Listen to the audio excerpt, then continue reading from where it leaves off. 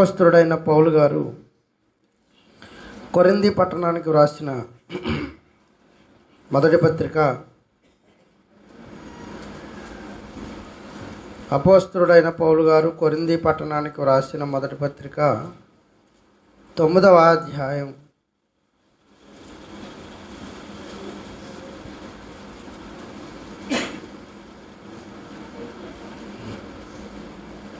26వ వచనం నుండి చూద్దాం ప్రియులారా. అపోస్తలుడైన పౌలు గారు కొరింథీ పట్టణానికి వ్రాసిన పత్రిక 9వ అధ్యాయము 26వ వచనం నుంచి. కాబట్టి నేను గురి చూడని వాని వలె పరిగెత్తు వాడను కాను. అపోస్తలుడైన పౌలు గారు మాట్లాడుతూ, కాబట్టి నేను గురి చూడని వాని వలె పరిగెత్తేవాడను కాను. గురి చూడని వాని వలె పరిగెత్తేవాడను కాను అని అంటున్నాడంటే, అపోస్తలుడైన పౌలు గారికి దేవుడు ఏర్పాటు చేసిన లేక ఆయన ఏర్పాటు చేసుకున్న ఏదో ఒక గురి ఆయన ఏర్పాటు చేసుకున్నట్టుగా మనకు అర్థమవుతుంది. ప్రియులారా, గురిలేని ప్రయాణాలు కానీ, గురిలేని లక్ష్యాలు కానీ, గురిలేని ఏ విధమైన భారాలు కానీ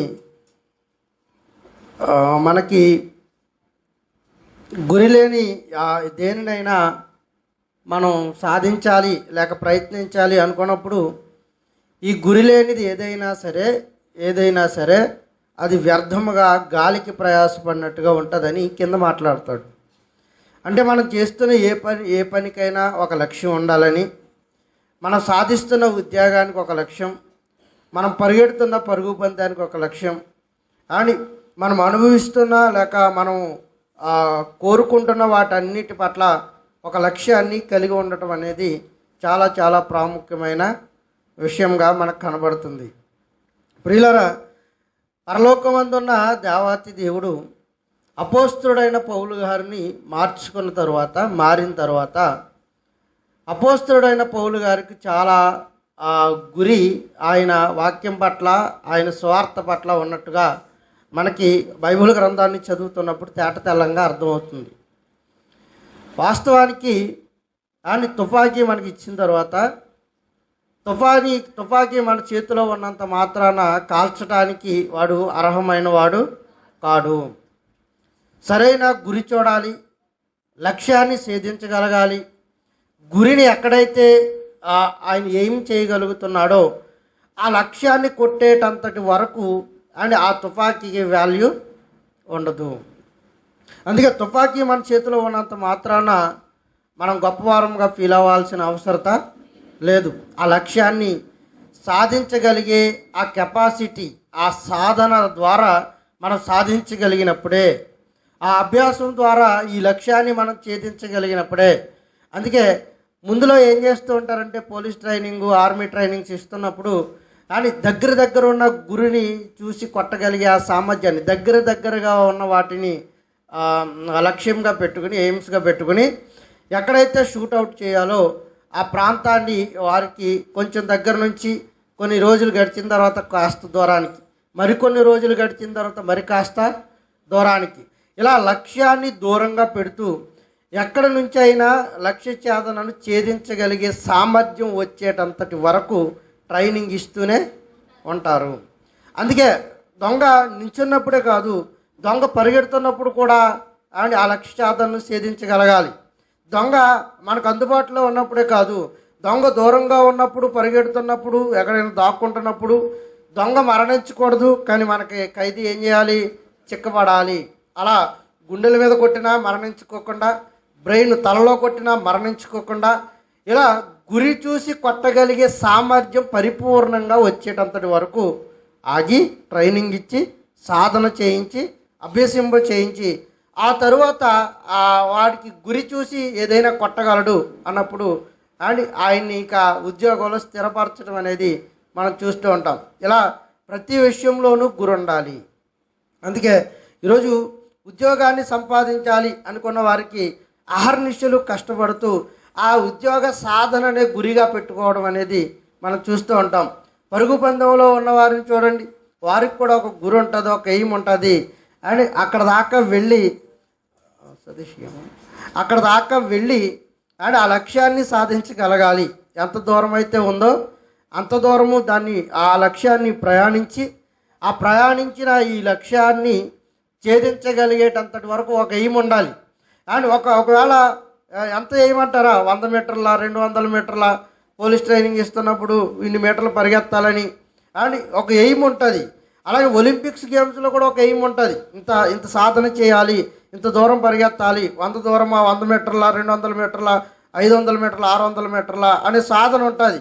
అలాగే ఒలింపిక్స్ గేమ్స్లో ఏ గేమ్ ఆడినా సరే అండ్ ఈ 100 మీటర్ల గురి లేదనుకోకండి, ఇక ఇది ఏం చేయాలి, గురి లేని ప్రయాణం ఏంటట, గాలికి ప్రయాసపడినట్టు ఉంటుంది. గురి లేదనుకోండి, 100 మీటర్లని గురి లేదనుకోండి, 200 మీటర్లని గురి లేదనుకోండి, 300 మీటర్లని గురి లేదనుకోండి, ఈ గురి లేని ప్రయాణం అండ్ ఏమవుద్దంటే ఇక దానికి అంతు పంతు ఉండదు. ఇక ఇది పరిగెడుతూనే ఉండాలి, ఇక్కడ మొదలెట్టి ప్రారంభించి ఒలింపిక్స్లో అండ్ ఉన్న గ్రౌండ్ అంతా తిరుగుతూనే ఉండాలి. ఎందుకంటే వాడికి ఏం లేదు, గురి లేదు కనుక. అంటే గురి ఉండాలి, గురి ఉంటేనే దేనినైనా మనం ఏం చేయగలం, సాధించగలం. అలాగే ఎయిమ్ చేస్తున్నప్పుడు ఒక మనిషిని షూటౌట్ చేయాలనుకున్నప్పుడు ఆ మనిషిని ఎక్కడ చేయాలో గురి లేదనుకోండి, కాళ్ళ మీద కాల్చాలా, తల మీద కాల్చాలా, మరొక దాని మీద కాల్చాలా అన్నప్పుడు ఎయిమ్ లేదనుకోండి, ఈ ఎయిమ్ లేనప్పుడు గాలిలో ఎన్ని రౌండ్లు కాల్చినా వృధానా, ప్రయోజనం ఉండదు. అందుకే ఆ ప్రయోజనం లేని గురి లేని వాటి పట్ల మనం ఏం చేయకూడదట, ప్రయాసపడే వారంగా ఉండకూడదు. ఈ విషయాన్ని మనసులో పెట్టుకోండి. ఇప్పుడు 26వ వచనం చదువుదాం. కాబట్టి నేను గురి చూడని వాని వలే, అంటే నాకంటూ ఒక ఎయిమ్ ఉంది. గురి చూడని వాని వలే అంటే ఎయిమ్ లేని వాని వలే కాదు, 100 మీటర్ల దూరం పెట్టుకోని వాని వలే కాదు. నాకంటూ ఒక ఎయిమ్ ఉంది, నాకంటూ ఒక ఉద్దేశం ఉంది, నాకంటూ ఒక ప్రణాళిక ఉంది, నాకంటూ ఒక కోరిక ఉంది, నాకంటూ ఒక ఆశ ఉందని ఆయన ఒక గురిని పెట్టుకున్నాడు. గురి చూడని వాని వలే పరిగెత్తువాడను కాను. అలా పరిగెడితే ఏమవుద్దట, గాలిని కొట్టినట్టు నేను పోట్లాడటం లేదు, కానీ ఒకవేళ ఇతరులకు ప్రకటించిన తరువాత నేనే భ్రష్టుడనైపోతానేమో. గురిలేని ప్రయాణం ఎలాగుంటుందంటే గాలికి ప్రయాసపడినట్టుగానే ఉంటుంది గురిలేని ప్రయాణం. అందుకే మనం సాధిస్తున్న ప్రతి లక్ష్య సాధనకు కావాల్సింది ఏంటయ్యా అంటే ఒక ఎయిమ్ ఉండాలి. ఇక అపోస్తుడైన పౌలు గారికి ఉన్న గురేంటంటారా అండ్ ఆయన పరలోక రాజ్యాన్ని ఎలాగైనా సంపాదించాలన్న గురి కలిగిన వాడిగా ఉన్నాడు. అందుకే అంటాడు, నా పరుగును తుదముట్టించి తిని అంటాడు. నా పరుగును ఏం చేశాను, తుదముట్టించి తిని అంటే గురి కంప్లీట్ చేశాడు అని అర్థం. ఏ ఎయిమ్ అయితే పెట్టుకున్నాడో ఆయన ఆ ఎయిమ్ని ఫుల్ఫిల్గా సాధించగలిగాడు అని అర్థం. అండ్ గురి లేని వాడి వలె ప్రయాణించడం కాక ఈయన పైనున్న వాటి కొరకే వెతకండి, కిందన్న వాటి కొరకు మీరు ఏం చేయకండి, వెతకకండి, ప్రయాసపడకండి అని మాట్లాడుతూ ఉంటాడు. పైన ఏవో ఉన్నాయి, వాటిని మనం పొందుకోవాలన్న ఎయిమ్ కలిగి ఉండాలి. పైన ఏవో ఉన్నాయి, వాటిని మనం సాధించాలన్న లక్ష్యం కలిగి ఉండాలి. భూమి మీద సాధించగలిగే సామర్థ్యాన్ని కలిగి ఉన్న మనం వీటన్నిటికంటే ప్రాముఖ్యమైన సందర్భం ఒకటి ఉంది. మనం పైన ఉన్న వాటిని ఏం చేయాలి, వెతకాలి. పైన ఏమున్నాయి, ఒకటి పరలోకం ఉంది, పరలోకంలో తండ్రి అయిన దేవుడు ఉన్నాడు, పరలోకంలో దేవదూత గణాలు ఉన్నాయి, పరలోకంలో మనకు సిద్ధపాటు చేస్తున్న ఆ నివాస స్థలాలు ఏవైతే ఉంటాయని మనం అనుకున్నామో, యేసుక్రీస్తు ఏవైతే సిద్ధపాటు చేస్తానన్నాడో ఆ నివాస స్థలాలు కూడా సిద్ధపాటు చేయబడుతున్నాయి. ఇవి పైన ఉన్నాయి. ముందు మన అంతిమ లక్ష్యం ఏంటి, పైన వాటిని వెతకాలి. అంటే భూమి మీద నుండి మన ప్రయాసం అంతా ఎందుకు పడుతున్నాం, ఎందుకు ఆరాధనకు వెళ్తున్నాం, ఎందుకు మన మనసును మార్చుకుంటున్నాం, ఎందుకు అబద్ధాలను విడిచిపెట్టాం, ఎందుకు దొంగతనాలు మానేసాం, ఎందుకు బలహీనతలను విడిచిపెట్టాం, ఎందుకు మనకు కావలసిన ప్రతి నీచమైన కార్యాన్ని అసహించుకున్నాం అంటే ఒకే ఒక కారణం, పరలోక ప్రయాణం మనందరం కూడా చేయాలి, సాధించాలి. ఆ పరలోకాన్ని మనం ఏం చేయాలి, సాధించాలి అని ఈరోజు పరలోక ప్రయాణం కొరకు ఎన్ని ప్రయాసాలు పడుతున్నామో కదా.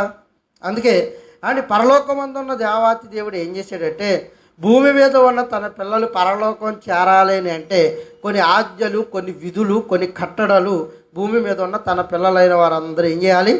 పాటించాలి అన్నాడు. నా మాట విని నమ్మిన ఎడల మీరు ఏం చేయబడతారు? రక్షించబడతారు. వినకపోతే మీకు ఏం చేయబడుతుంది? శిక్ష విధించబడుతుంది. ఇది ఫార్మేట్, ఇది అందరికీ తెలిసిన విషయం.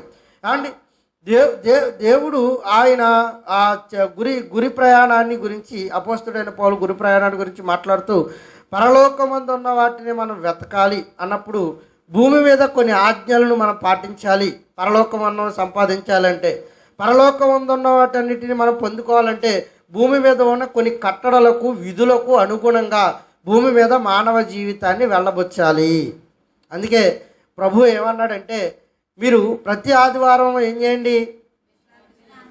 విశ్రాంతి దినాన్న సమాజముగా కూడుకొనటం మీరు మానకండి. ఎందుకు అక్కడ మానకూడదు? ఎందుకు మానకూడదు? అక్కడికి ఎందుకు వెళ్ళాలి? విశ్రాంతి దినాన్న దేవాలయానికి ఎందుకు వెళ్ళాలి? రహస్యమందు ప్రార్థన చేసుకుని తలుపులేసి ప్రార్థన చేస్తే మన ప్రార్థన ఆయన ఆలకించడా? ఆలకిస్తాడు. ఆలకించినప్పుడు మరలా దేవాలయానికి పని ఏముంది మా కదా? ఆలకిస్తానన్నప్పుడు మళ్ళీ దేవాలయానికి వెళ్ళాల్సిన అవసరం ఏముంది? ఆలోచించండి. అండి దేవుడు మనం అప్పుడప్పుడు అండి కనీసం వండుకోవడానికి ఆ పరిస్థితులు అనుకూలంగా ఉన్నప్పుడు చికెన్ అంటాం, మటన్ అంటాం, అండ్ చేపలు అంటాం, ఫ్రాన్స్ అంటాం, ఇంకా ఏమున్నాయి కదా, ఇలాంటివన్నీ తెచ్చుకుని అని చాలా జాగ్రత్తగా వాటిని వండుకుని తింటామా? తింటాం. దేవుడు మనకిచ్చిన సమృద్ధిలో 50 రూపాయలు, 20 రూపాయలు, 100 రూపాయలు కొనుక్కుని ఆయన ఖచ్చితంగా ఆశను తీర్చుకోవడానికి ఒకటో లేకపోతే అరో లేకపోతే సగం మొక్క వేసుకుని అయినా తింటాం. మరీ లేకపోతే ఏమైనా మానేస్తారా? ఏం చేస్తారు అప్పుడు? చారేటేస్తారా?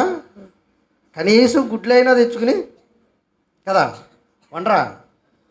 మరీ ఏమీ లేదనుకోండి, మరీ ఏమీ మనకి అవకాశం లేదనుకోండి, కనీసం ఆ భ్రమ తీర్చుకోవడానికి ఏ గుడ్లో, ఏ ఎండ్రాయిలో, ఏ గుడ్లో, ఏ ములక్కాడో ఉంటాయి కదా, ఏ కాంబినేషను అని కనీసం 4 గుడ్లు అయినా తెచ్చుకుంటాం.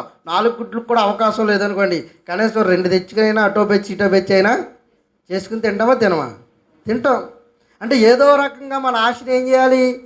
తీర్చుకోవాలి. ఏదో రకంగా తీర్చుకోవాలి. ఇలాగే దేవుని సన్నిధానానికి వెళుతున్నప్పుడు కూడా ఏదో రకంగా పరలోకం వెళ్ళాలి అని రావాలి తప్ప అండి మన అవసరాలు తీరుస్తాడు, మన అక్కరాలు తీరుతాయని రావాలి, అవి కూడా తీరుస్తాడు. అని మన శారీరక బలహీనతలు అవి కూడా ఆయన తీరుస్తాడు. ఎందుకంటే అడుగుడి మీకు ఇవ్వబడును, అడుగు ప్రతివానికి వెనుక తీయక నేను ఇస్తానన్నప్పుడు ఆయన అన్నీ తీరుస్తాడు. కానీ మనం ముందుగా దేవాలయానికి వెళ్ళాల్సింది ఎందుకయ్యా అంటే పరలోకాన్ని ఈయన తప్ప ఇంకెవరు ఇవ్వలేడని ఆయనను విశ్వసించి వెళ్ళాలి. ఆయన తప్ప ఇంకెవరు ఇవ్వలేని రాజ్యం, ఏకైక రాజ్యం అది పరలోకం మాత్రమే. ఎందుకంటే అది పరిశుద్ధులుండే లోకం, పరిశుద్ధుడైన యేసుక్రీస్తు మాత్రమే ఇవ్వగలిగిన లోకం. ఇక ఆ పరిశుద్ధతను భూమి మీద ఏ ఒక్కడికి ఆపాదించటానికి లేదు. అందుకే నా అమూల్యమైన వెలకట్టలేని నా రక్తంలో మీరు అందరూ ఏం చేయబడాలి? కడగబడాలి. అలా ఇలా ఆజ్ఞలు ఇచ్చింది అని మన మీద కోపంతోనా?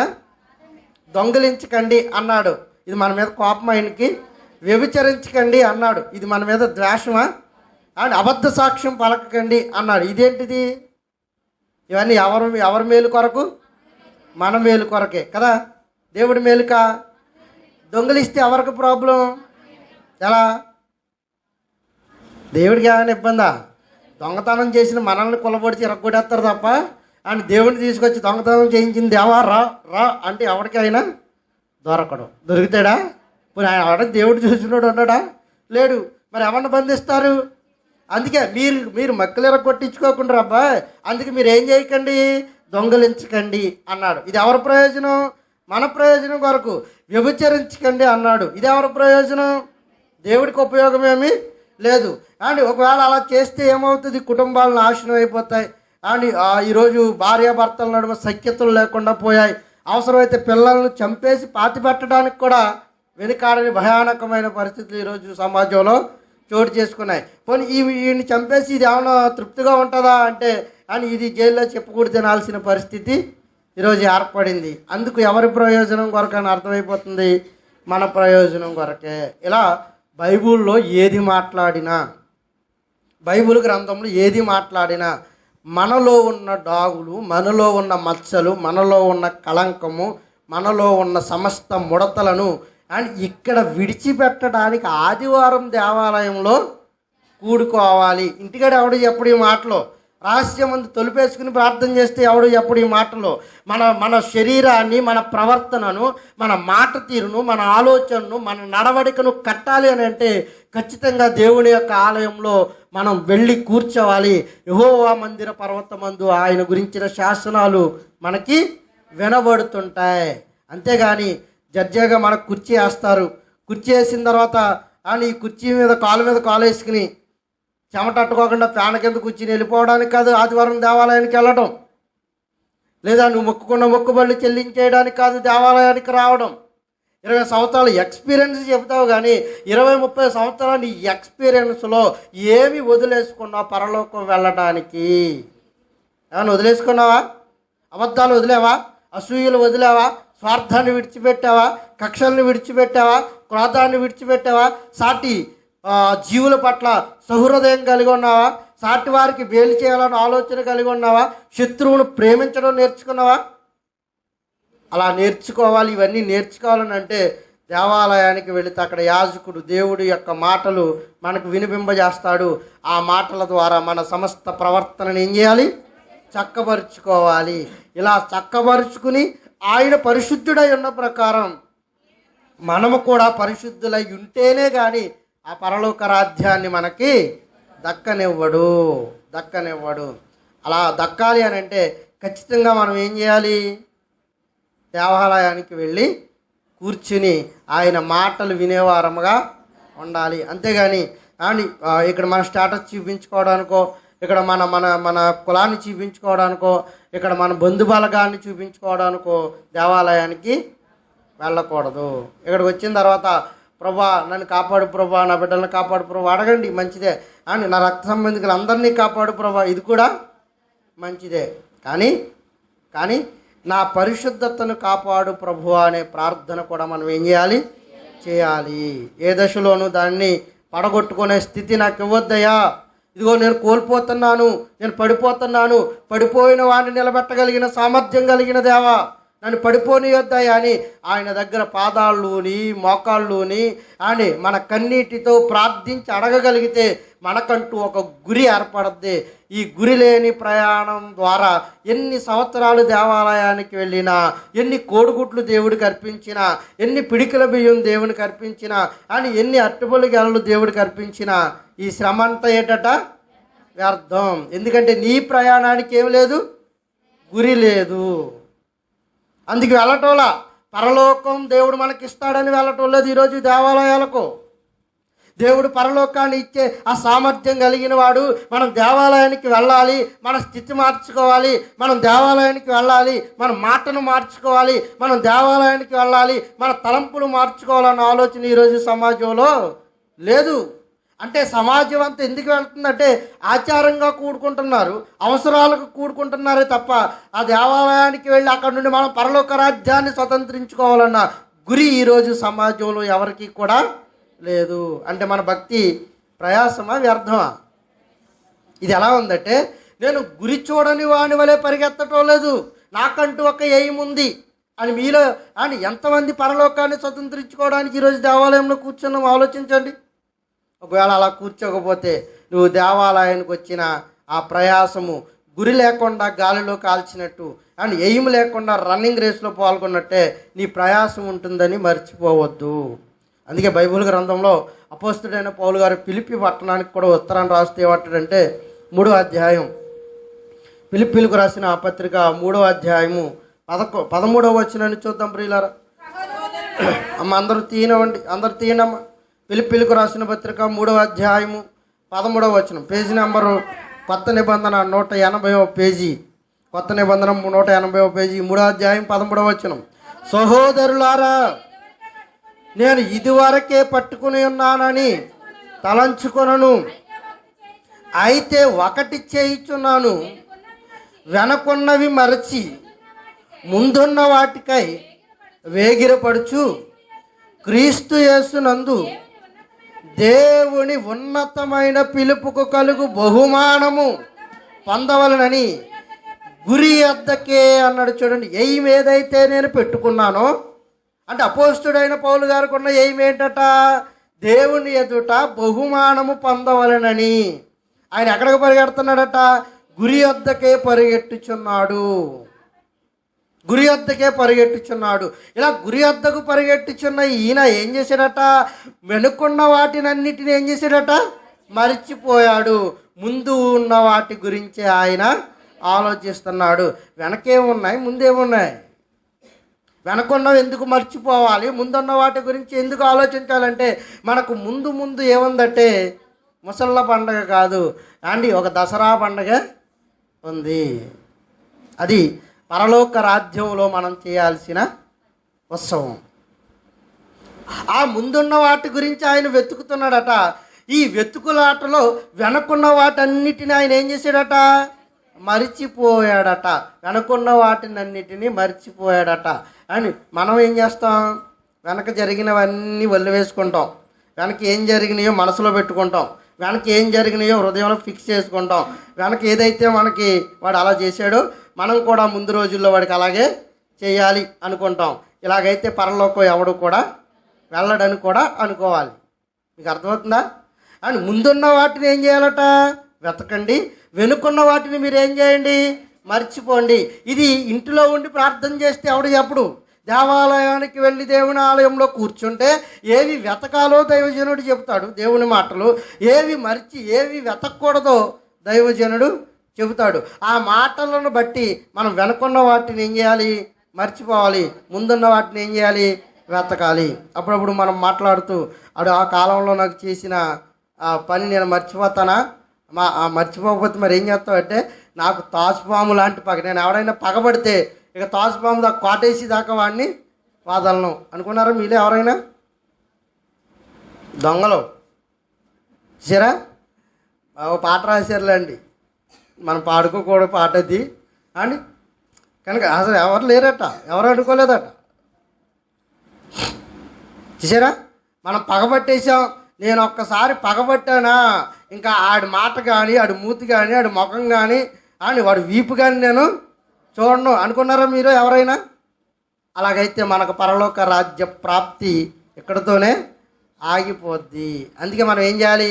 వెనకున్న వాటిని మర్చిపోండి, ముందున్న వాటికై వేగిరపడండి. అప్పుడు అలాగున్నాం. ఇప్పుడు అలా ఉండొద్దనే కదా ఆయన వాక్య సారాంశం. అప్పుడు అలా ఇప్పుడు బ్రతుకు మార్చుకోమనే కదా ఆయన వాక్య సారాంశం. అందుకే వెనకున్న వాటిని మనం ఏం చేయాలి? మర్చిపోవాలి. అరే వాడు నాకు చేసిన అన్యాయం తెలీదు, నాకు ఇప్పటికీ గుర్తుంది అని ఒకవేళ అనుకుంటే మనం పరలోకాన్ని కోల్పోతాం ప్రియులారా. చిన్న విషయమే, కానీ ఇది దేనికి అసర పెడుతుంది? చాలా పెద్ద టార్గెట్కి అసర పెడుతుంది. అందుకే మనం ఏం చేయాలి? వెనక జరిగిన విషయాలన్నిటినీ మర్చిపోండి. నిన్ను హింసించారా? మర్చిపో. నిన్ను దూషించారా? మర్చిపో. నిన్ను కొట్టారా? మర్చిపో. నిన్ను అవమానపరిచారా? మర్చిపో. నీకు భయంకరమైన పరిస్థితుల నడుమ నిన్ను అవహేళన చేశారా? అయితే వాటిని కూడా మర్చిపో. అండ్ దేవుని దృష్టిలో మనం ఏం చేయాలి? అందరినీ మనము ప్రేమించే వారిగా ఉండాలి. ఈ స్థాయికి వెళ్ళకపోతే పరలోక ఆ రాజ్య ప్రాప్తి మనకి రాదు. ఇది నేర్చుకోవాలి. అంతే, దేవాలయానికి వచ్చి కాళ్ళ మీద కాలేజ్ కూర్చుని వెళ్ళిపోవడానికి కాదు, ఇక్కడికి రావాలి. ఇలాంటి మాటలన్నీ నేర్చుకోవాలి. అమ్మో వెనక జరిగినవి ఏం చేయాలట? మర్చిపోవాలట. అండ్ మన విషయంలో మన బంధువులు, మన స్నేహితులు అండ్ మన రక్త సంబంధికులు చాలా విషయాల్లో ఇబ్బందులు పడే ఉంటాం. అందరూ పడే ఇబ్బందులు ఇవి. ఏ కుటుంబంలోనే ఉండవనుకోకండి. అండ్ పాస్టర్ గారండి, మీరు మీ ఆవిడ దెబ్బలాడుకుంటారండి అని అడిగాడు ఒక ఆయన.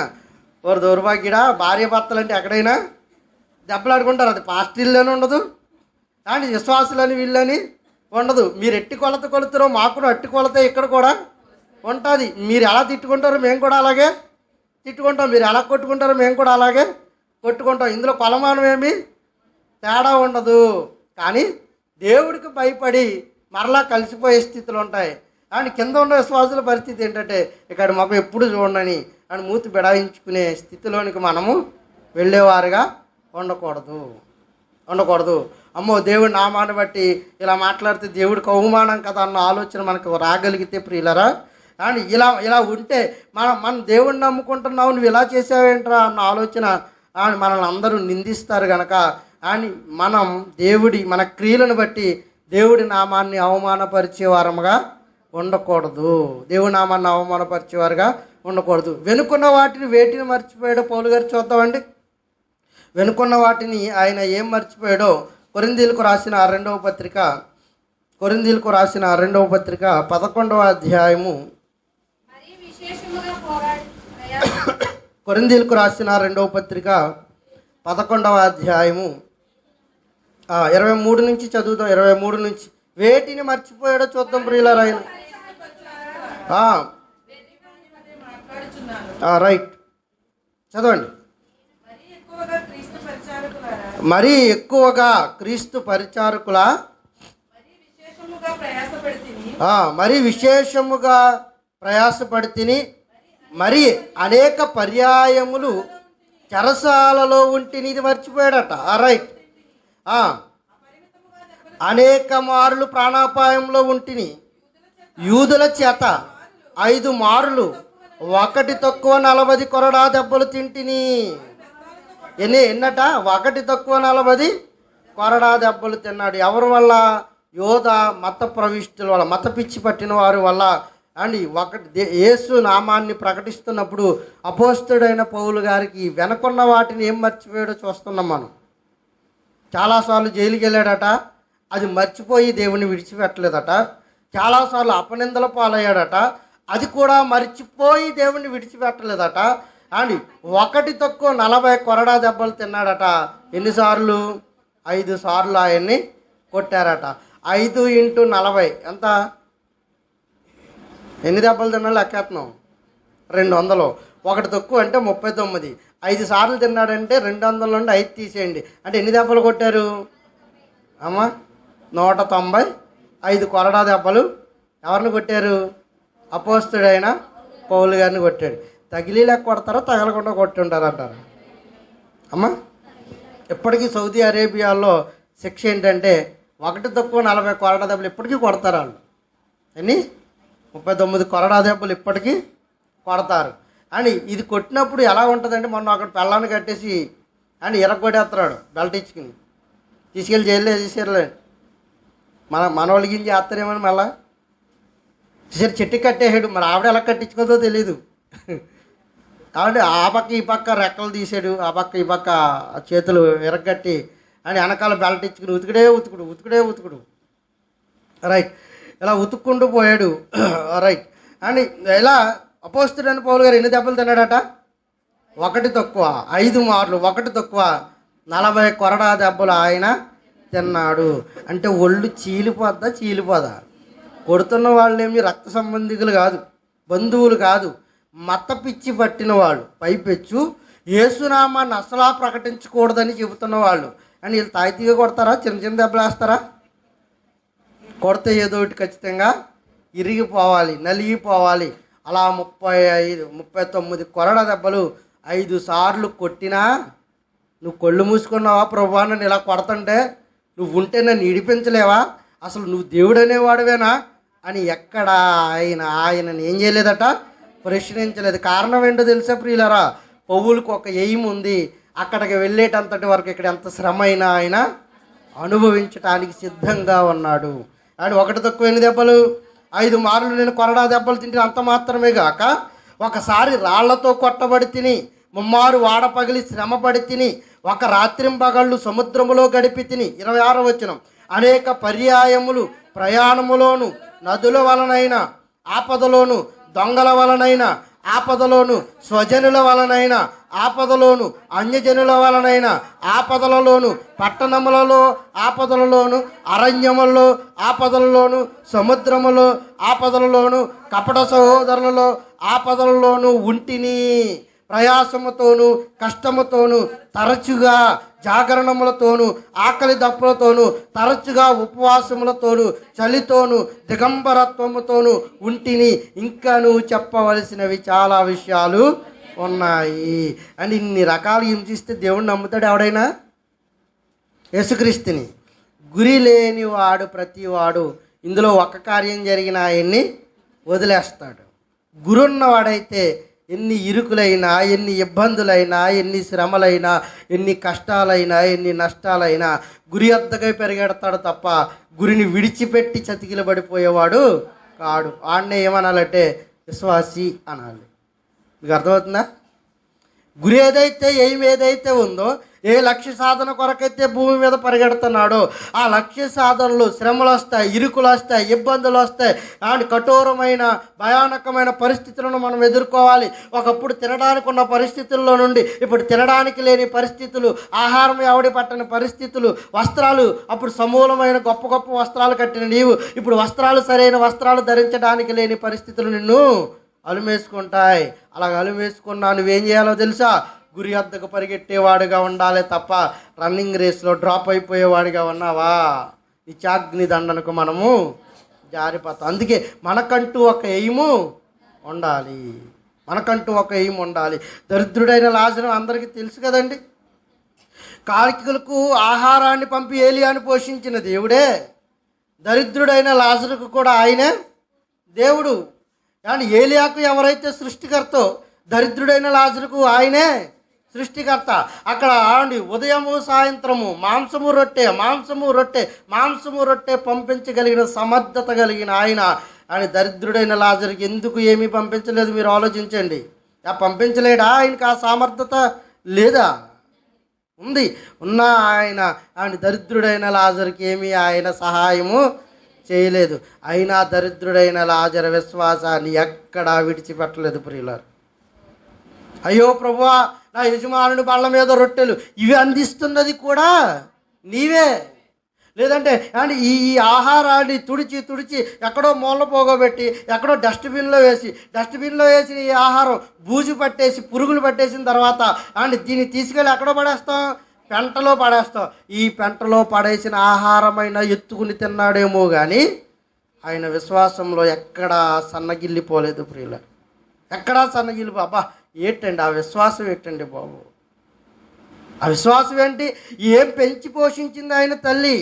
లేక ఎవరిని చూసి ఆ విశ్వాసంలో ఇంత సామర్థ్యాన్ని సాధించగలిగాడు? నీకు అన్నీ ఇస్తే దేవుణ్ణి నమ్ముతానంటున్నావు. ప్రభువా, ఇల్లు కావాలంటే ఇల్లు ఇస్తున్నాడు, బహుమానం కావాలంటే బహుమానం ఇస్తున్నాడు, అండ్ వస్త్రాలు కావాలంటే వస్త్రాలు ఇస్తున్నాడు, అండ్ సాటి అయిన సహాయం కావాలంటే సాటి అయిన సహాయాన్ని ఇచ్చిన ఎదురు తిరిగి తన్నేసే నువ్వెక్కడా?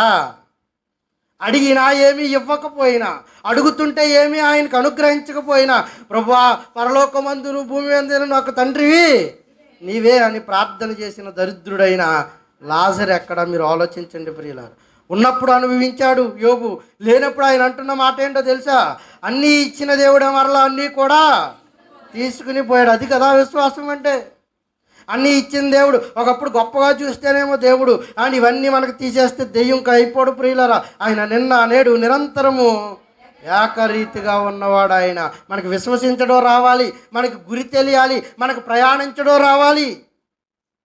ఇక్కడ అల్పకాల పాప భోగం అనుభవించడానికంటే క్రీస్తు విషయమైన నింద ఆయన ఎక్కడున్నాడు? పరలోకంలో తండ్రి కుడిపార్శాన కూర్చున్నాడు. ఆయన కొరకు నింద పడటానికైనా ఇష్టపడ్డాడేమో కానీ ఆ కుర్చీలో కూర్చోవడానికి ఇష్టపడని వాడు ఒక మోషే. ఆయనకి ఏం తక్కువ అండి? రాజభోగాలతో ఆయన చక్రవర్తి కుటుంబంలో పెరిగిన ఆయన ఇశ్రాయేలీలు కాపాడడం కాదనుకుని అరణ్య ప్రాంతం చేయడం ఇష్టం లేదనుకుని ఎక్కడికి వచ్చి మరలా తన తల్లి దగ్గరికి వచ్చేస్తే ఫరో కూతురు దగ్గరికి సింహాసనం మీద కూర్చోబెట్టి కిరీటాన్ని వేసేయగలదు ఆవిడ. మోషేకి కావాలనుకున్నాడు ఆయన. అల్పకాలం పాపభోగం ఇది. కొన్ని సంవత్సరాలు నేను ఇక్కడ విడిచిపెట్టేయాలి, అనుభవించినా ఇక్కడ ఏం చేయాలి? విడిచిపెట్టేసి నేను మరలా తిరిగి ప్రయాణం ఆరంభించాలి. అది శాశ్వతం కానీ ఇది నాకు శాశ్వతం కాదు అన్నాడు మోషే. పౌలేమన్నాడు? సమస్తాన్ని పెంటగా ఎంచాడట. ఇక్కడున్న ఆస్తులు, ఇక్కడున్న అందలాలు, ఇక్కడున్న గౌరవ మర్యాదలు, ఇక్కడున్న జ్ఞానం, అండ్ ఇక్కడున్న సమస్తాన్ని కూడా ఆయన ఎలా ఎంచాడట? పెంటగా ఎంచి క్రీస్తు విషయం అయితే చావైతేనే నాకు లాభం, క్రీస్తు కొరకు చనిపోతానే తప్ప క్రీస్తును నేను ఏ దశలోనూ విడిచిపెట్టనన్న ఆయన విశ్వాసం ఎక్కడ ప్రియులారా? అందుకే తరచూ జాగరణాలు, తరచూ ఉపవాసాలు, ఒక డ్రెస్సు అండ్ హ్యాంగర్కు ఉంటే ఇంకొక డ్రెస్ ఆయన ఒంటి మీద ఉండేది. తినడానికి ఆహారం లేని పరిస్థితులు, అరణ్యములు ఆపదలు, స్వజనులమైన ఆపదలు. స్వజనులు ఎవరు ఆయనను చేర్చుకోలేదు, అందరూ హింసించారు, అందరూ ఆయన అవహేళన చేశారు, అందరూ ఆయన మొక్కం మీద కాంట్రగించి వేసిన వారే. ఎన్ని హింసలు పొందేశాడండి. అయినా అయినా ఆయన గురి వద్దకే పరిగెడుతున్నాడు తప్ప ఆయన ఆ ఎయిము ఉన్న చోటుకి ఆయన పరిగెట్టకోకుండా ఎక్కడ ఆగిపోలేదు. దరిద్రుడైన లాజరు అడుగుతున్నాడు, ప్రభువా నాకు ఆహారం పంపించు ప్రభు అంటే, అప్పుడు పంపించిన ఆయన ఇప్పుడు పంపించరా? ఏలియాకు పంపించిన ఆయన ఇప్పుడు పంపించరా? ఆకాశ పక్షులను పోషించిన ఆయన ఇప్పుడు దరిద్రుడైన లాజరును పోషించలేడా? అయినా లాజరు విశ్వాసం ఎంత గొప్పదో సమాజానికి తెలియాలి అనుకున్నాడు. అలాంటి పరిస్థితుల్లో కూడా దేవుని నమ్మిన వారు ఉన్నారా అంటే ఉన్నారు.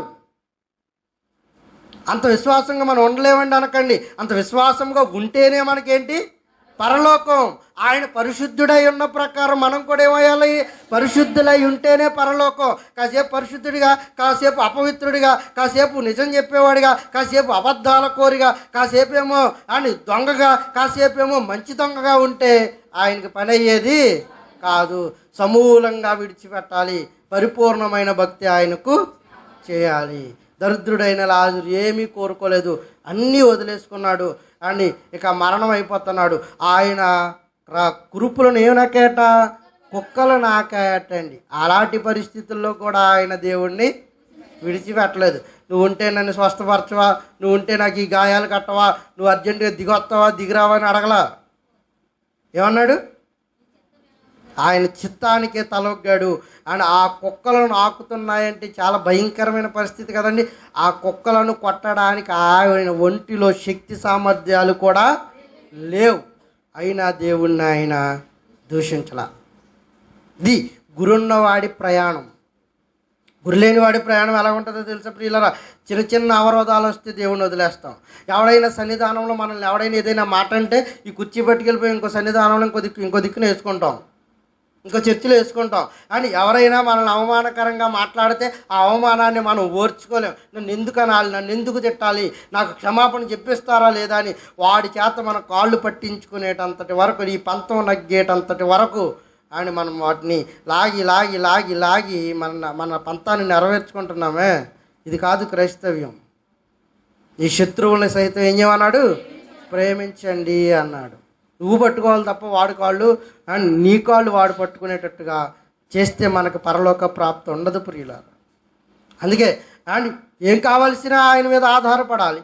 ఏం కావాల్సినా ఆయన్ను ఆయన అనుక్షణం అడుగుతూ ఉండాలి. ఎప్పుడైతే దేవుడి మీద ఆధారపడడం ఆరంభిస్తామో మనకి ఏది కొదువుగా భూమి మీద ఉండడు. ఆ సమయానికి ఆ టయానికి ఏది కావాలో సమస్తాన్ని ఆయన మనకి సిద్ధపాటు చేసి ఉంచుతాడు. అందుకే మనం ఆయన అపవాది వేసే బాణాలకు భయపడిపోతున్నామంటే నీలో ఏం లేదని అర్థం. విశ్వాసం అనే అంబుల పొది బాణం నీ దగ్గర లేదని అర్థం. అండ్ అపవాది వేసే బాణానికి భయపడకోకుండా ఉండాలంటే ఏది జరిగినా ఆయన చిత్తమే నెరవేరాలి అని ఆయన మీద భారాన్ని వేసి వదిలే. నా పని ఆయన జరిగిస్తాడని ఆయన మీద ఖచ్చితంగా నిలబడి దృఢ విశ్వాసంలో ఖచ్చితంగా నిలవబడు. అని మనం ఊహించని రీతిలో, మనం ఆలోచించని రీతిలో మనకు కలిగిన సమస్తాన్ని ఆయన అని మనకు అందించడానికి ఆయన ఎల్లప్పుడూ సిద్ధంగానే ఉంటాడు. ఎల్లప్పుడూ సిద్ధంగానే ఉంటాడు. దేవుడి మీద ఆధారపడటం మనకి రావాలి. అని యేసుక్రీస్తుకి ఎంత విశ్వాసం ప్రియులారా. కొడుతున్నా, తిడుతున్నా, అవహేళన చేస్తున్నా, దెయ్యం పట్టినవాడు అన్నా, తిండిపోతున్నా, స్వజనులే ఆయనను అంగీకరించకపోయినా అండ్ ఆయన ఆఖరికి కొరడా దెబ్బలతో సిలువకు అప్పగించేసిన అండ్ 2 చేతులకు సిలువలు, 2 చేతులకు మేకులు, 2 కాళ్ళకు మేకులు, పక్కలో బళ్ళెంపోటు, పైన అండ్ భయంకరమైన ముళ్ళ కిరీటం ఆయనకు పెట్టి వివస్త్రాన్ని చేసి వస్త్రాలన్నీ చింపేసి ఆయన అవహేళన చేసినా కూడా నా తండ్రి దగ్గరికి నేను మరలా తిరిగి వెళ్ళాలి అనుకున్నాడే తప్ప ఎక్కడ గురిని ఎక్కడ ఆయన కోల్పోయినట్టుగా మనకి లేఖనాల్లో కనబడదు. అందుకే పౌలు అంటాడు, నేను క్రీస్తును పోలి నడుచుకున్నాను, మీరు నన్ను పోలి నడుచుకోండి. అంటే మనం ఇవేమి చేయలేమన్నా చేయగలమన్నా? చేయగలిగే సామర్థ్యాన్ని ఇవ్వు ప్రభువా అని ఆయన అడగాలి. అప్పుడు ఆయన మనకి సమస్తము దారాదత్తం చేస్తాడు. అండ్ ఏ విషయమైనా, ఎంత పెద్ద శ్రమ అయినా, ఎంత పెద్ద సమస్య అయినా ఆయన పాదాల దగ్గర పెట్టండి. ఆయన పాదాల దగ్గర పెట్టి గోజాడి పెనుగాడగలిగితే ఖచ్చితంగా ఆయన మనకు సమస్తాన్ని ఆయన అనుగ్రహించే దేవుడే. ఒకవేళ అనుగ్రహించకపోయినను ఆయన నువ్వేం చేయొద్దు, విడిచిపెట్టొద్దు. ఇహ సంబంధమైన అండి మర్యాదలకు గౌరవాలకు మనం దేవుడి రాజ్యాన్ని కోల్పోయేవారుగా ఉండొద్దు ప్రియులు. ఇక్కడ శ్రమలు అనుభవించవచ్చు కాక ఇక్కడ ఆకలి దప్పులు కానీ వారు అక్కడ పరలోక రాజ్యంలో తృప్తిగా భోజనం చేస్తారు. దుఃఖపడు వారు ధన్యులు, పరలోక రాజ్యంలో వారు ఏం చేయబడతారు, వాదార్చబడతారు. హింసించబడుతున్నావా, హింసించబడు. ఎప్పటి వరకు అంటే మరణము వరకైనా హింసింపబడు. ఇక్కడ హింసింపబడుతున్న వారు ధన్యులు, అక్కడ వారి వరకు ఏం చేయబడుతుంది, పరలోక రాజ్యము మీదే అన్నాడు. ఇక్కడ కనికరము కలిగి ఉన్నావా, అక్కడ నీవు కనికరింపబడతావు. ఇలా ఎన్ని మాటలు అండి బాబు, ఎన్ని మాటలు. కనుక దేవుడు చాలా గొప్ప దేవుడు. అలాంటి దేవుడిని మనం పట్టుకున్నప్పుడు అండ్ విశ్వాసంలో శ్రమలు, ఇరుకులు, ఇబ్బందులు, కష్టాలు, శోధనలు మనల్ని అండ్ తుఫాను వలె మన మీదకి వచ్చేస్తున్నా అన్నీ ఇచ్చిన వాడే అన్నీ పట్టుకుని పోయాడు. దేవుడి నామానికి మహిమ కలుగునుగా కానీ పలకగలిగే సామర్థ్యం మనకు రావాలి, మనకు రావాలి. అన్నీ ఇచ్చినప్పుడు నువ్వు స్తుతి చేయడం గొప్ప కాదు, ఏమీ లేనప్పుడు ఆయనకు స్తుతి చేయడమే చాలా గొప్ప విషయం. ఆరోగ్యం ఉన్నప్పుడు ఎవడైనా చేస్తాడు స్తుతి, ఆరోగ్యం లేనప్పుడు చేసి చూడు. అండ్ ధన సంపాద్యం ఉన్నప్పుడు ఎవడైనా చేస్తాడు స్థుతి, ధన సంపాద్యం లేనప్పుడు చేసి చూడు. కష్టాలు లేనప్పుడు ఎవడైనా స్థుతి చేస్తాడు, అది పెద్ద విషయమేం కాదు. కష్టాలు ఉన్నప్పుడు దేవుని స్థుతి చేయడం ప్రారంభించు. ఎన్ని ఉపద్రవాలు ఎదురైనా ఏది నువ్వు వాటిని లెక్క చేయవు. అందుకే విశ్వాసానికి కర్త, దాన్ని కొనసాగించేవాడైనా యేసు వైపు చూస్తూ మీ పయనాన్ని, మీ గురిని పెట్టుకుని కొనసాగిస్తారని, ఎన్ని శ్రమలు ఎదురైనా ఆ పరలోక రాజ్యాన్ని మనం పోగొట్టుకునే వారుగా ఉండొద్దని ప్రభు పక్షాన్ని మీకు ఈ మాటలుగా తెలియజేస్తూ ఈ కొద్ది మాటలు ఆయన వెనుకడు ఆశీర్వదించి దీవించునుగాక. రాత్రంతయు శ్రమ పడినా రాలేదు ప్రభు జయము, రాదారులు వెదకినను రాదాయను ప్రతిఫలము. అందరూ మొక్కలెత్తం ప్రియుల. రాత్రంతయు శ్రమ పడినా రాలేదు ప్రభు జయము, రహదారులు వెదకినను రాదాయను ప్రతిఫలము. రక్షించు నీ సిలువా రమణీయ మూర్తులలో, రతనాలను వెదకుటలు రాజుల్లు నా పడవా, రతనాలను వెదకుటలో రాజుల్లు నా పడవ, నడిపించు నావా నడి సంద్ర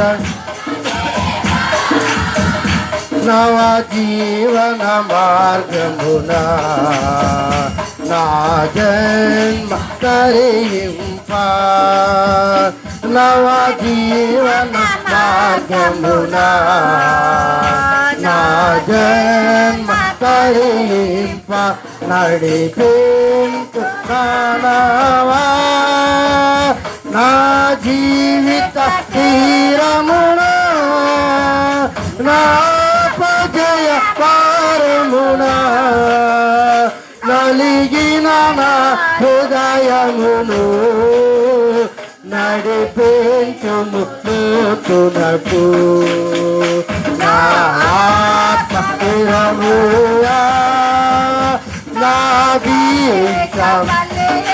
స్తోత్రం. ప్రభా, నువ్వు తప్ప మాకు ఆదరణ ఎవరూ లేరయ్యా. నలిగిన మా జీవితాలను, కష్టాలను నలుగుతున్న మా హృదయాలను ఆదరకు చేర్చే సమర్థత కలిగిన దేవా, నీవే గొప్పవాడు అయ్యని ప్రతి ఒక్కరు కూడా కలం విప్పి వాడదాం. స్తోత్రం, స్తోత్రం, స్తోత్రం.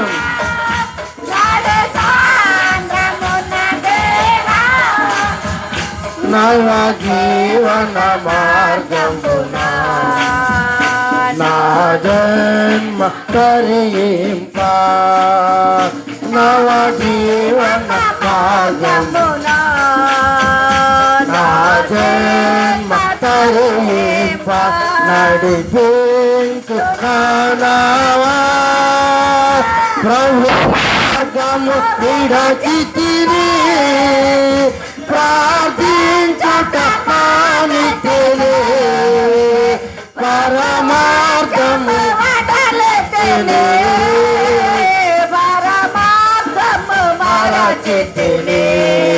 కష్టాలను చూసి నష్టాలను చూసి దేవుళ్ళు విడిచిపెట్టావేమో, ప్రార్థించడం మానేసావేమో, ఆయన ఆదరణ కొరకు కనిపెట్టడం విడిచిపెట్టావేమో, ఆదరణ ఇరుకులు ఇబ్బందుల నడుమ ప్రభుని స్తుతించడం ఆరాధించడం మానేసావేమో. మరొకసారి ప్రభు చెంత చెప్తాం. ప్రభు మార్గము విడచితిని ప్రార్థించుట సాధన ప్రార్థించడం మానసు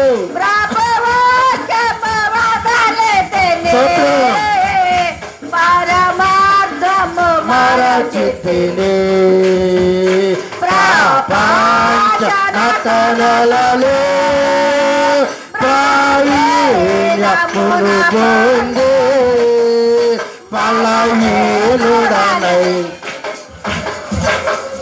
పాటించునే మాట ఫలహీనుడనై ఇప్పుడు పాటించునే మాట నడిపించున్నావా నడు సంద్రం కుటుంబ సమస్యలతో ఇరుకు ఇబ్బందులతో కుటుంబాన్ని లాగలేకపోతున్నాము. ప్రభు దగ్గర మోకాళ్ళు నడగగలిగితే ఆయన నీ వైపు చూస్తున్నాడు. నీ నావని నడిపించలేకపోతున్నావేమో, నీ కుటుంబాన్ని చక్కబెట్టుకోలేకపోతున్నావేమో. ప్రభు దగ్గర మోకాళ్ళుని ఇప్పుడైనా గురి కలిగి అడిగిదాం ప్రియులారా. స్తోత్రం. లోకైన జలములలో స్వరమా లోపడతను సవరికి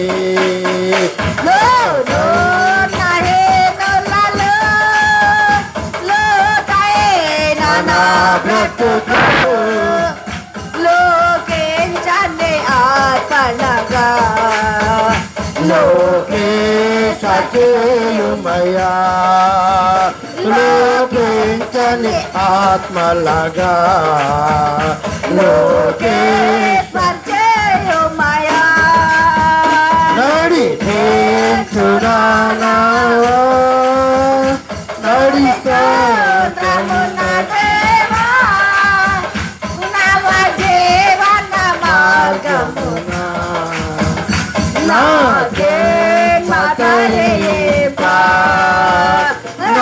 జీవన మార్గమునా నా జన్మకరేపా నడిపించునావా. దేవుని నామానికే మహిమ కలుగును గాక. సకల ఆశీర్వచన స్తోత్రములకు కారణభూతుడా మమ్మల్ని కన్న తండ్రి. అయ్యా ఇదిగోనైనా లోతైన జలముల్లో ఇరుకులతో ఇబ్బందులతో కష్టాలతో శ్రమలతో ప్రభువా మా జీవనాన్ని మా కుటుంబాలను మేము నాగలేకపోతున్నామేమో. అయ్యా ఇప్పటి వరకు నీ మార్గాన్ని విడిచిపెట్టామేమో, నీ దగ్గర మొరపెట్టుకోవడం మాకు తెలియలేదేమో, గురి కలిగి ప్రార్థించడం మేము నేర్చుకోలేకపోయామేమో. ప్రభువా ఈ చేతులకు అప్పగిస్తుండగా ప్రభువా మా జీవితాల్లో మా కుటుంబాల్లో నీ చిత్తము యావత్తును జరిగించమని అడుగుచుండగా అయ్యా మా దేన ప్రార్థన ఆలకించండి, మా ప్రార్థనలకు ప్రతిఫలము దయచేయండి. ప్రభువా ప్రపంచ నటనలో ప్రభు మేము కొట్టుమిట్టుకుపోతున్నామేమో, నీ నామాన్ని విడిచిపెట్టేసామేమో. అయ్యా తండ్రి ఏదైనా చేయడానికి సమర్థుడవు నీవని, ఏ పరిస్థితులైనా మార్చగలవని, అలాంటి వారినైనా నువ్వు ప్రభువా నీ సన్నిధానానికి నడిపించగలగవని నీ మహిమను గుర్తెరిగి అయ్యా మేము అడిగి పొందుకునే వారుగా తీర్చిదిద్దమని అడుగుచున్నాను. ప్రభువా ఇదిగోనైనా శ్రమలు ఇరుకులు ఇబ్బందులు కష్టాలు ఇగో ప్రభు అనేక శోధనల నడుమ అనేక కుటుంబాలు కొట్టుమిట్టాడుతున్నాయి. అయ్యా ఇదిగోనైనా ఈ మధ్యాహ్న కాల సమయంలో నీ పాదాల చెంత చేరి మొరపెట్టుచుండగా ప్రభువా విడుదల విడుదల విడుదల కలిగించమని అడుగుచున్నాను. శోధనల నుండి విడుదల కలిగించండి, ఇరుకుల నుండి విడుదల కలిగించండి, ఇబ్బందుల నుండి విడుదల కలిగించండి, శ్రమల కొలిమిలో నుండి విడుదల కలిగించండి ప్రభువా. దేవా, నీ బిడ్డలు రోధిస్తున్నారయ్యా, అంగలారుస్తున్నారు ప్రభువా. శ్రమల్లో వారి మొర ఆలకించేవయ్యా. ఇశ్రాయేలీల మొర, నీ బిడ్డల మొర ఆలకించమని అడుగుచున్నాను. ఇగో కొత్త నిబంధనలు నువ్వు ఇస్తున్న ఆజ్ఞలు, అడగండి నేను ఇస్తానంటున్నావు, తట్టండి నేను దొరుకుతానంటున్నావు, వెతికితే నేను దొరుకుతానంటున్నావు ప్రభువా. ఇదిగోనైనా అడుగుతున్నారయ్యా, తడుతున్నారు ప్రభువా. ఇదిగో ప్రభువా, నిన్ను వెతుకులాటలో ఉన్నారయ్యా. ప్రభువా, నీ బిడ్డల ప్రతి ఊహాన్ని హృదయాన్ని తట్టి మాట్లాడండి. ఎవరిలో మీరు నివాసము చేయాలని అనుకుంటున్నారు ప్రభువా, హృదయాలు నీ దగ్గర పదిలపరిచారు ప్రభువా. నీ దగ్గర తెరవబడిన ప్రతి హృదయంలోనికి నిన్ను ఆహ్వానిస్తున్నారయ్యా. ప్రభువా, మీరు ఆహ్వానింపబడండి.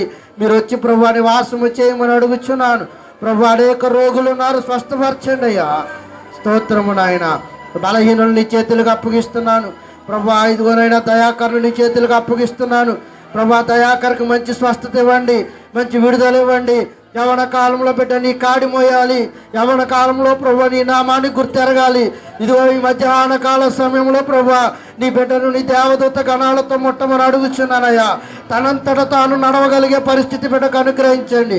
నరాలకు జీవాన్ని పోయండి, శీలమండలకు జీవాన్ని పోయండి, పాదాలకు జీవాన్ని పోయమని అడుగుచున్నాను ప్రభువా. జీవాధిపతివి నీవు, సకల మర్యాద కలిగిన దేవా, నీ జీవాన్ని బిడ్డకు ప్రోక్షించండి ప్రభువా. నీ జీవజలధారల బిడ్డలో ప్రవహింపచేయండి, నీ రక్తధారల బిడ్డలో ప్రవహింపచేయండి ప్రభువా. బిడ్డతో మీరు మాట్లాడండి అయ్యా. ఇదిగో ఈ మధ్యాహ్న కాల సమయంలో దర్శించమని అడుగుచున్నాను ప్రభువా. తండ్రి, దర్శించండి. నీ బిడ్డకు చక్కటి ప్రభు ఆరోగ్యాన్ని, చక్కటి విడుదల, చక్కటి శీఘ్రమైన స్వస్థత. నా దేవుడు గొప్పవాడని, నా దేవుడు నా ప్రార్థన ఆలకించాడని, నా ప్రార్థనను బట్టి నాకు విడుదల ఇచ్చాడని ప్రభువా, నీ బిడ్డ అనేకుల ఎదుట సాక్షిగా ఉండాలి. యవనస్తుడైన నీ బిడ్డను సాక్షిగా నిలవబెట్టమని అడుగుచున్నాను తండ్రి. ఇదిగోనైనా బిడ్డకు పరిపూర్ణమైన ఆరోగ్యాన్ని ఇవ్వండి. భూలక్ష్మి గారిని నీ చేతులకు అప్పగిస్తున్నానయ్యా. బిడ్డను బలపరచండి, స్థిరపరచండి. నరాలకు, ఎముకలకు, దుమ్ములకు, కేళ్లకు, లోపల అంతర్గత అవయవాలను మీరు ముట్టమని అడుగుచున్నాను. ఆ పేగులను ముట్టండి అయ్యా. పేగుల్లో ఉన్న కల్మషాన్ని తీసివేయమని అడుగుచున్నాను ప్రభువా. పేగుల్లో ఉంటున్న సమస్త ఇదిగోనైనా దుర్నీతి నుండి విడుదల కలిగించండి. సమస్తమైన అపవిత్రతను తొలగించండి. మీరు మాట మాత్రము సెలవిస్తే ప్రభువా మా బ్రతుకులు మారుతాయి కదా దేవా. తండ్రి, ఇదిగోనైనా నీ బిడ్డను ఆదరించవా ప్రభువా. నీ బిడ్డను హత్తుకోమని అడుగుచున్నానయ్యా. నీ బిడ్డ మీద నీ దర్శనాన్ని ఉంచండి అయ్యా. నీ బిడ్డ మీద నీ పరిశుద్ధాత్మ అగ్ని ఉంచమని అడుగుచున్నాను ప్రభువా. బిడ్డకు పరిపూర్ణమైన ఆరోగ్యాన్ని ఇవ్వండి. ఇదిగో ఇప్పుడు శ్రమ పెట్టబడిన వారు సువర్ణముగా మార్చబడతారని మాట్లాడుతున్నావు. శోధింపబడిన మీదట ప్రభువా నీ బిడ్డను సువర్ణము వలె మార్చండి. ఇదిగోనైనా రాబోయే కాలంలో భర్తతో, బిడ్డలతో సంతోషించే భాగ్యాన్ని బిడ్డకు అనుగ్రహించండి ప్రభు. ఆదరించే దేవుడు, హత్తుకునే దేవుడు, దీని ఎడల కనికరాన్ని చూపించే దేవా. నీ బిడ్డ ఎడల కనికరాన్ని చూపించమని అడుగుచున్నాను ప్రభు. ఆదరించు ప్రభు. బిడ్డకు పరిపూర్ణమైన విడుదల, పరిపూర్ణమైన స్వస్థతనిమ్మని అడుగుచున్నాను అయ్యా.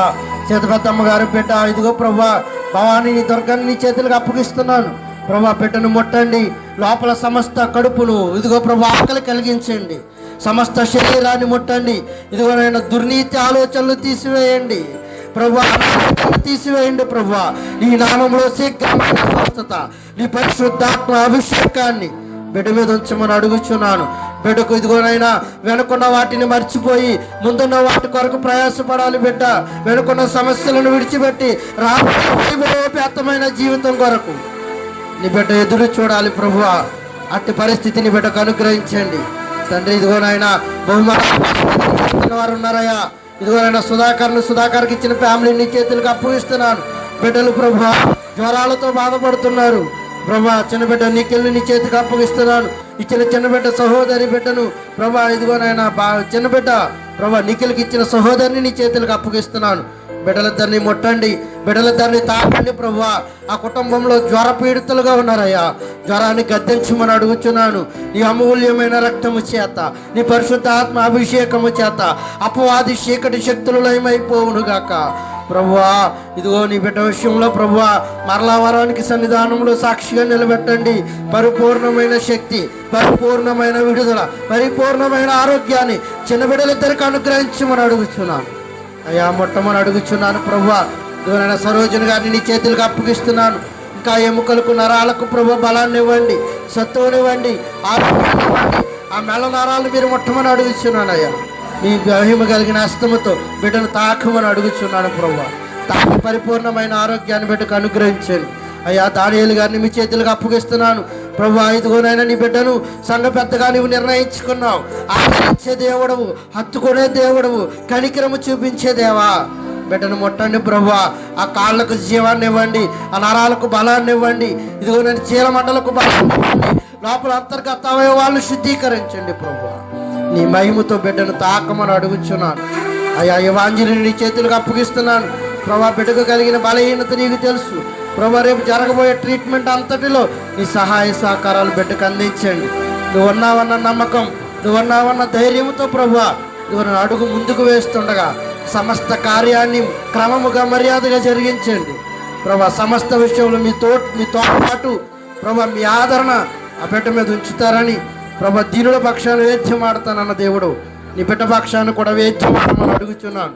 మరలా మమ్మల్ని సాక్షిగా నిలబెడతారని ఆశపడుతున్నాను ప్రభా. సమస్తములను మీరు తోడై ఉండండి అయ్యా. వివాహాల కొరకు ఎదురు చూస్తున్నారయ్యా. నీ పిల్లలు ఎప్పటి నుంచో ప్రార్థిస్తున్నారు. దారులు సరళము చేయండి, మూసుకుపోయిన మార్గాలు తెరవండి ప్రభు. ఇదిగోనైనా ఒక ద్వారం మూసుకుపోతే మరొక ద్వారం అంటా ఇస్తానన్న దేవుడు. కీడు వెనక మేలు దాచుంచుతానన్న దేవా. నీ బిడ్డలకు సాటి అయిన సహాయాలు సిద్ధపాటు చేయవా ప్రభు. నీ నామాన్నే కలిగి ఉన్నారు, నీ మీదే ఆధారపడ్డారు. నా దేవుడు మేలు చేసినా నా దేవుడే చేయాలి, కీడు చేసినా ఆయనే చేయాలని నీ మీద ఆధారపడిన నీ బిడ్డలను ప్రభు సిగ్గులు పడనీయొద్దయా. సిగ్గులు పరిచే దేవుడు కాదు, ఆదరించమని అడుగుచున్నాను ప్రభా. నీ బిడ్డలను హత్తుకోండియా ప్రభా. బహుమానాల కొరకు ఎదురు చూస్తున్నారయ్యా. నీ బిడ్డ ఎంతకాలంగానో చేతులు చాచి ఎదురు చూస్తుంది. ఎప్పుడు నీ బిడ్డ ఎడల కనికరాన్ని చూపెడతావో, ఎప్పుడు నీ బిడ్డ ఎడల ప్రభా ఇదిగో నీ దగ్గర చూపెడతావో ప్రభా. సంఘముగా కూడి ప్రార్థిస్తున్నాం. సంఖ్యల్లో విడుదల చేయించిన దేవా, బిడ్డ గర్భ ద్వారాలు తెరవమని అడుగుచున్నాను. రాత్రికాల మధ్యాహ్న కాల సమయంలో బిడ్డ గర్భాన్ని మీరు దర్శించండి అయ్యా ప్రభా. నీ కనుచూపు ఉంచితే సరిపోతుంది ప్రభా. మా బ్రతుకులు మారిపోతాయి, మా పరిస్థితులు మారిపోతాయి, మా స్థితిగతులు మారిపోతాయి. నీ బిడ్డను అవహేళన చేయొద్దు, నీ బిడ్డలు సిగ్గుపడేటట్టుగా చేయొద్దు ప్రభా. ప్రతి విషయంలోనూ నీ బిడ్డలు నీ చేతితో ఎత్తుపట్టుకోండి అయ్యా. బిడ్డ నీ చేతులకు అప్పగిస్తున్నాను ప్రభా. ఇంకెందరో బలహీనులు, ఎందరో శోధనలు ప్రభా. అన్నయ్య బాలాజీ నీ చేతులకు అప్పగిస్తున్నాను. బిడ్డకి ఏ అవసరతలు అక్రతలు ఉన్నాయో సమస్తముని ఎరిగిన వాడు. ఒకప్పుడు గొప్ప విశ్వాసం కలిగిన బిడ్డ ప్రభా. అదే విశ్వాసాన్ని కొనసాగిస్తున్నాడు మరణ పర్యంతరము వరకు. అదే విశ్వాసంలో కడసాగటానికి నీ సహాయ సహకారాలు ఆ బిడ్డ కుటుంబానికి అందించండి. బిడ్డ ప్రార్థిస్తున్నాడు, ఏ విషయాలు నీ దగ్గర మొరపెడుతున్నాడో మేము అడగక మునిపే సమస్తం ఎరిగిన దేవుడు. ప్రతి విషయంలోనూ ప్రభా నాకు సహాయం ఎక్కడి నుంచి వస్తుందని చూస్తున్నాడయ్యా. బిడ్డను ఎత్తుపట్టుకోండి. కొండల తట్టు నేను చేతులెత్తగా నాకు సహాయము చేసేవాడు నీవే అని నీ దగ్గరికే వచ్చి మొరపెడుతున్నాడు ప్రభా. నీ బిడ్డను శాంతి సమాధానాలు బిడ్డకు అనుగ్రహించండి. బిడ్డకు కలిగిన ప్రతి శోధన తొలగించండి.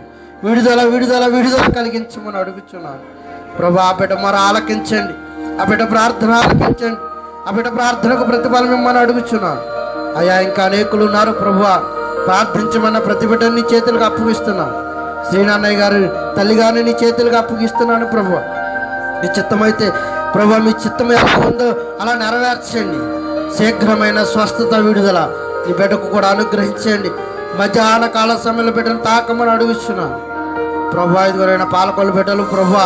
ఇదివరైనా ఆ కుటుంబంలో శోధన, బిడ్డకు బహుమానం కావాలని బిడ్డను తీసుకొచ్చింది నీ బిడ్డ ప్రభా. ఆ బిడ్డకు కూడా గర్భఫలాన్ని ఇవ్వండి, గర్భఫలాన్ని అనుగ్రహించండి ప్రభా. గర్భద్వారాలు తెరవండి, భాగాలను తీసివేయండి అయ్యా ప్రభా. పరిపూర్ణమైన ఇదిగోనైనా కార్యాన్ని జరిగించండి.